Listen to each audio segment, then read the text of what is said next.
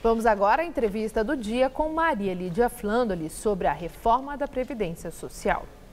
Entrevisto o economista e professor do Departamento de Economia da Universidade Cândido Mendes, do Rio de Janeiro, Paulo Tafner, que é pesquisador da FIP, da USP e do IPEA. Agradeço muito, professor, estar conosco num momento assim que a gente acredita em que faltam poucos dias para uma definição sobre a reforma da Previdência na Câmara Federal.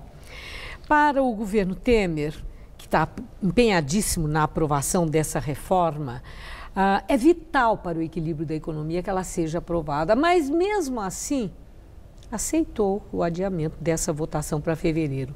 Foi uma decisão acertada? Foi. Em primeiro lugar, boa noite a você, uma satisfação estar aqui, aos seus espectadores. Foi uma decisão acertada diante da realidade de que, se fosse para votação naquele momento, os líderes do governo indicavam que a proposta não seria aprovada. E aí geraria um problema maior, porque não aprovando, ele não poderia representar. Então, é melhor adiar, reorganizar a base. O presidente da Câmara, o deputado Rodrigo Maia, está fazendo um trabalho de, digamos assim, convencimento dos seus parceiros, dos seus correligionários, da base aliada, de modo a que, retornando o Congresso do recesso, possa ser então apresentado. Marcaram até a data, né? Dia 19, é isso, de fevereiro? 19 começaria o processo de discussão. Isso. Veja, como é uma emenda constitucional, o processo legislativo é mais complexo. Precisa de duas votações na Câmara e depois, em seguida, ser enviado ao Senado para que novas duas votações acabem por aprovar definitivamente a emenda constitucional. Então, é um processo delicado. Na Câmara precisa de 308 votos. Não é fácil. Não é fácil, não. Então é melhor... mas, professor, os parlamentares, eles se mostram assim relutantes. Eles estão relutantes em relação à necessidade da reforma, da aprovação da reforma, com conhecimento de causa, ou eles estão com medo do efeito dessa reforma nas urnas? Bem, eu tive alguns contatos com vários partidos, né, com os vários parlamentares, e constatei que, inicialmente, eles tinham muito desconhecimento da questão previdenciária. É muito comum as pessoas imaginarem que sabem o que é a Previdência no Brasil e no mundo. Na realidade, não sabem, é mais ou menos que nem futebol. Mas não tem assessoria que possa pesquisar e explicar? Sim, os principais líderes certamente têm uma posição completamente diferente. Eles já têm uma ideia formada com seus assessores, enfim. Mas não é a maioria do Congresso.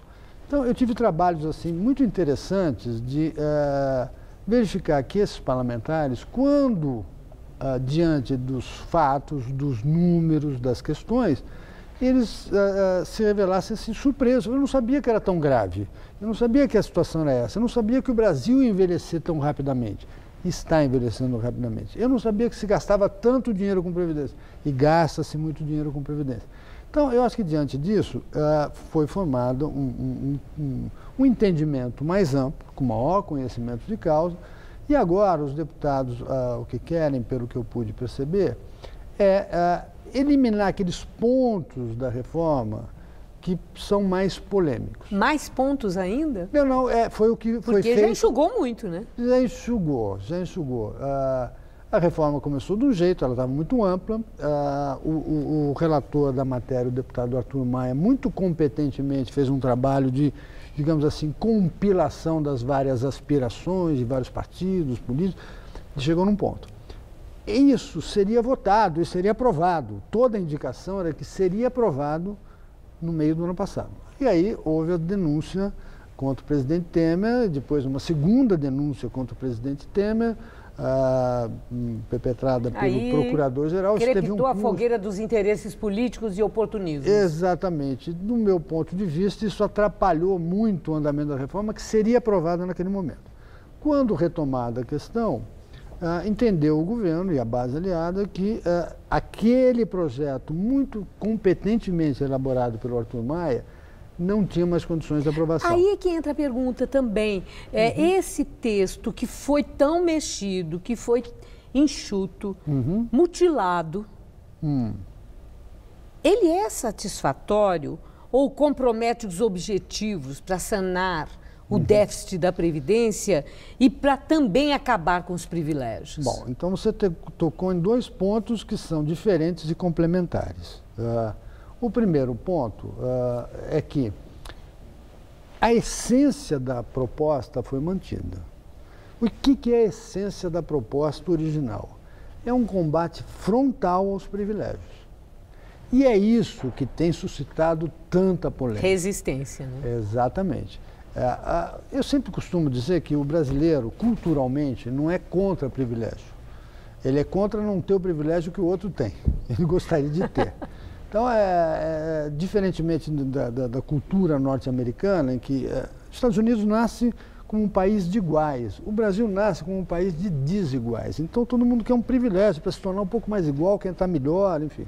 Isso é um problema. Então, a reforma tinha uma proposta, um cerne, que era combater privilégios. Por exemplo, é importante que você saiba, que o espectador saiba, que a reforma, por exemplo, traz como regra geral que um deputado vai se aposentar nas mesmas regras e condições que um enfermeiro, que um gari, entendeu?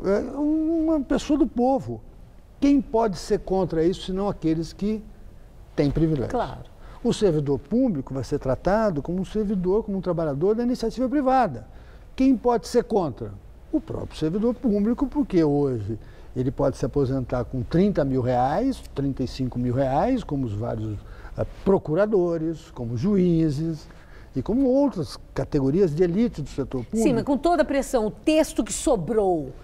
Mantém isso. Mantém o combate aos privilégios. Combate aos privilégios. Esse é o primeiro ponto. Mantém. Isso é importantíssimo. Isso é fundamental e por isso eu sou a favor da reforma. E o objetivo de sanar o déficit? Não, esse não.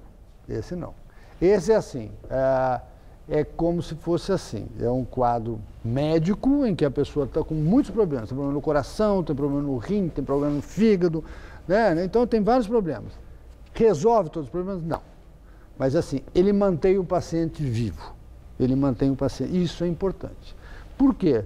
Porque dá tempo de que um novo presidente, com muita legitimidade, com milhões de votos, possa fazer aquilo que não foi feito nesta etapa.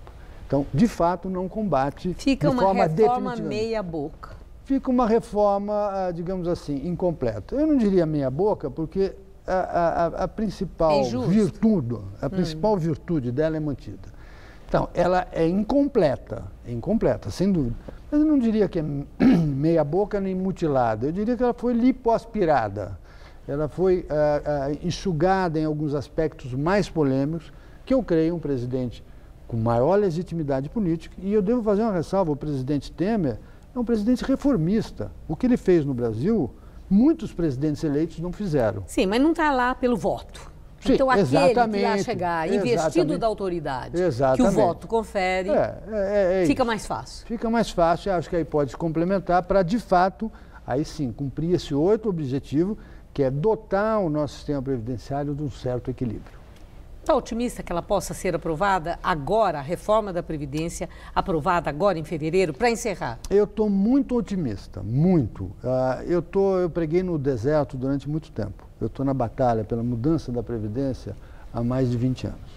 Então, eu nunca estive tão convencido de que a reforma está próxima de acontecer. E eu acho que será aprovada com méritos daqueles que estão empenhados nisso.